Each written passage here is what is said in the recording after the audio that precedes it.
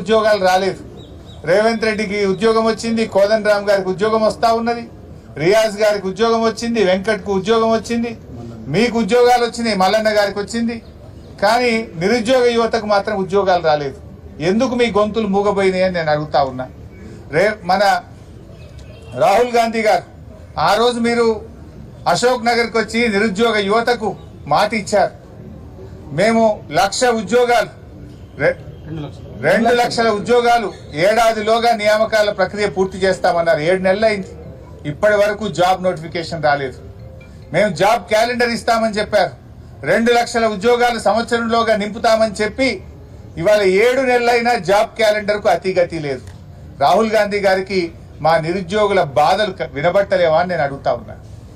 మా నిరుద్యోగులు ఇవాళ ఆమరణ నిరాహార దీక్ష చేస్తూ ఉంటే, పోరాటాలు చేస్తూ ఉంటే ఎందుకు రాహుల్ గాంధీ గారు పట్టించుకోరు? ఇవాళ ట్విట్టర్లో కూడా మా నిరుద్యోగులు రాహుల్ గాంధీకి ట్యాగ్ చేస్తూ మీ రేవంత్ రెడ్డికి చెప్పండి, ఆనాడు నువ్వు ఇచ్చిన మాట నిలబెట్టుకోండి అని చెప్పి రాహుల్ గాంధీకి ట్విట్టర్లో పోస్టులు చేస్తే కూడా మరి ఆయనకు చూడడం లేదా, కనబడడం లేదా, వినబడడం లేదా అని నేను అడుగుతా ఉన్నా.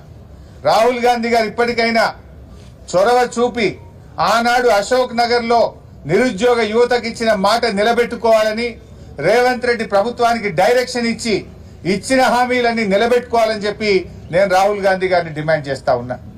రేవంత్ రెడ్డి గారు ఆ రోజు రెచ్చగొట్టే ఉపన్యాసాలు ఇచ్చావు, నువ్వు అశోక్ నగర్కి వచ్చి మాట్లాడినావు, పబ్లిక్ మీటింగుల్లో మాట్లాడినావు, నిరుద్యోగ యువతను గ్రామాల్లోకి వెళ్ళి మీరు మాకు ఓట్లు వేయించండి, మేము రాగానే చిటికెట్లో ఒక్క చిటికేసి మీ పని చేపిస్తాను, ఒక్క సంతకంతో మీ పని చేపిస్తాను.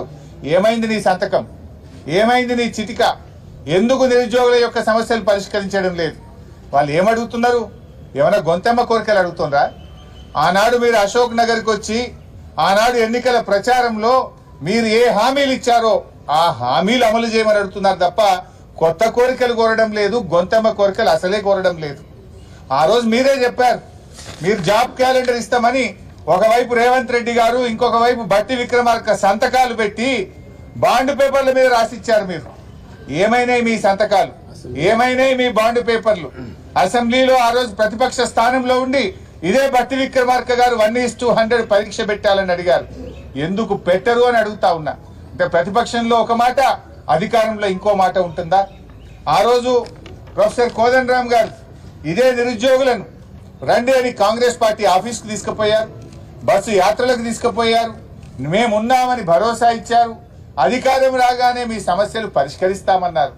ఇవాళ పోయి మా నిరుద్యోగ యువతి యువకులు మాట్లాడితే ఇది కాన్స్టిట్యూషనల్ బాడీ, ఏమీ చెయ్యలేమని చేతులు ఎత్తుతున్నారు.